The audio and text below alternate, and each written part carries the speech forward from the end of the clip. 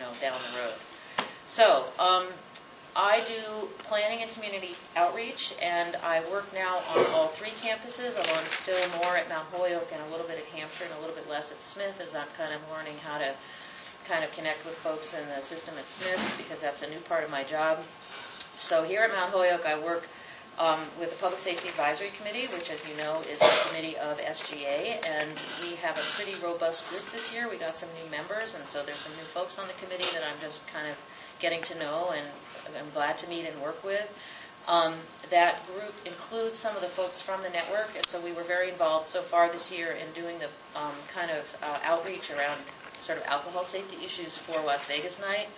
And at the last meeting, we kind of talked about 2 things. One is whether the committee wants to do a lighting walk this fall or put it off until the spring semester. And then we also talked about having a sort of meet and greet event for the campus with public safety, and that'll be in the early spring, like very early in February, and we're going to be combining that hopefully with a sort of meet and greet for the EMTs, because they also want to have an event, to have people get to know their services and recruit folks who are interested in being EMTs. So that'll be coming up in the spring. So if there's anyone here tonight who's interested in having a lighting walk this semester, you could let me know tonight, or you could send me an email, which is ECAHN, and we can try to arrange that before the end of the semester. I know that we're getting to that point where it's hard to kind of add new things in one's life between now and the end of the semester.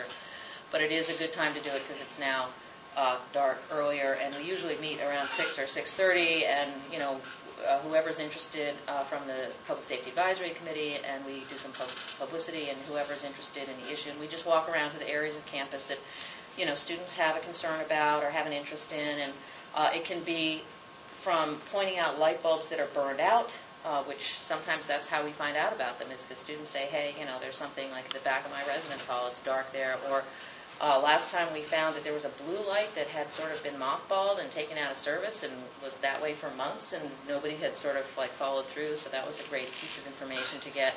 And also to kind of point out areas where people feel there needs to be additional lighting or additional blue lights, or sometimes we talk about other safety issues having to do with paving and that kind of thing. So that's one of the things I do on this campus that's specifically with students. I also, right now, I'm a member of MCCL, which is the Multicultural Community and Campus Life Committee, and so I work a lot with other staff and faculty and the student members of that committee on diversity issues on this campus.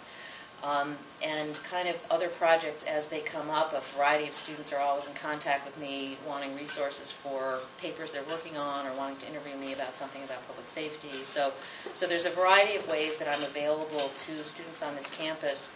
Even though I am also doing those things on the other 2 campuses, I still consider Mount Holyoke to be sort of my home. This is kind of where my office is, that I spend most of the time when I'm not doing those activities. So I really see myself as a resource here for the community in whatever ways I can be to try to help people connect with public safety. And since I'm, not an officer, don't do enforcement, never going to give you a parking ticket, so I hope sometimes I'm a little more approachable than an officer in uniform. So I'll stop there, and we can see if there's any questions. Yes. Cool. Okay, I'll start. I know we talked about this when the people that were in the meeting with the trustees came in about security cameras in places like Gorse parking lot. Yeah. Do you guys know anything about that, or is that something that you guys are doing? Last year when I came to the SGA, I asked the Senate if they had any feedback for me about cameras, and it was a pretty mixed read from the community about whether or not people thought cameras should be a priority. And there were, I think, 2 areas that we were really interested in. One was the Gorse parking lot, and then the second one was around Blanchard, because last year we had some assaults happen there. There were basically fights after parties. And so people were concerned about that, but I really got a mixed reading. I thought it was pretty 50-50 about whether people liked cameras or didn't like cameras. Let me talk to you a little bit about, let me just tell you about cameras here. There are a couple of cameras out on campus. There's one on the new turf field. Actually, I think there are 3 cameras there. And then there's one camera on the parking lot behind public safety that we're playing with, essentially, to see how it works. We have one of the issues for public safety is that we have two dispatchers there. They can't watch every camera that's on campus. There are a number of cameras in the museum. There are a number of cameras in archives. But they're answering phones. They're answering radios. People are walking in. And so we actually have software that's called, the name of the software is probably less important, but it's a category of software called video analytics. And basically, the software can tell us whether or not when someone does a behavior that we define for it. So you can tell it in a parking lot. Tell me anytime someone's lingering in a parking lot for more than 10 minutes. They're just standing there by themselves by a car. Tell me anytime in a parking lot that two people come together. And so the dispatchers would get an alert, and then they can look up and look at the camera and then decide whether or not an officer needs to respond. The worry that I have about cameras is that if we put a lot of cameras in on campus, and that is sort of the way many campuses are going, is that dispatchers can't watch them all. And so I think you need that kind of help. So we would never be live monitoring any kind of cameras. We would actually look for the software to help us. But again, last year, sort of a mixed feeling about cameras. And so when I talked to my boss, Mary Jo Maydew, at budget time, it didn't seem like there was enough a momentum to actually see if there was funding. We also have budgetary issues, so it's another thing. Yes? Just a question about the purpose of the cameras. I know that they can be good for, live, live monitoring, but can't they also be used? I mean, I've heard things such as people getting their gas siphoned out of the car, or if you're having assaults outside of Blanchard, if you could use it to follow through with action on top of that, yes. To be able to have a visual of the crime. Yep.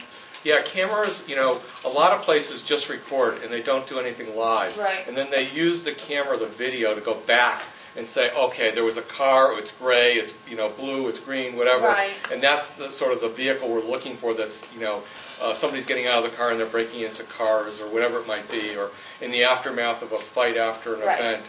Exactly. Well, here's who our suspect is. Maybe some of the issues with video, quite honestly, is video is only as good as the camera angle and the lighting and all those kinds of things. Okay. So sometimes it doesn't help you. There are times it can help you. There are times it won't help you. It does. Sometimes it can lead to this false sense of security, which you have to sort of factor in. What do people think about cameras? That's a legitimate question. How many people would be more for cameras, and how many against? Boy, that changed dramatically. Yeah. Have you considered, the Public Safety Committee considered possibly connecting with the SCC, the Student Conference Committee? They have a camera question on the survey this year. Okay. Yes. So that may provide you with yes.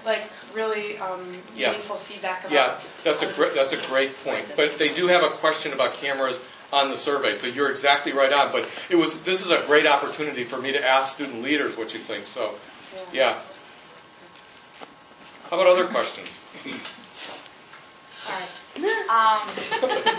Two in a row. So I don't mean to be negative, but are there any drawbacks to this new system? To give a personal example, my car was hit in Gorse parking lot, yep. and I called and I gave a report, but that was lost, so I had to go in and do it again on Monday, and they said there was some type of miscommunication. Does that happen often, or are you noticing that the majority of the glitches are being worked out as the communication is better facilitated as part of this one? Yeah, this is a very fair question. We certainly have had some things that have not gone well. I think from July 1 to now, we made a major leap forward. Elizabeth and I both want to know when things don't go well, email us. We will be responsive, truly, and we mess up. I always say that in a given year, people will complain about public safety 0 to 10 times. We find ourselves at fault about half the time, where someone didn't respond or they did the wrong thing. And so we do care about that deeply. So we're better right now. I'm sorry that this happened, and we'd love to hear from you. How about other questions?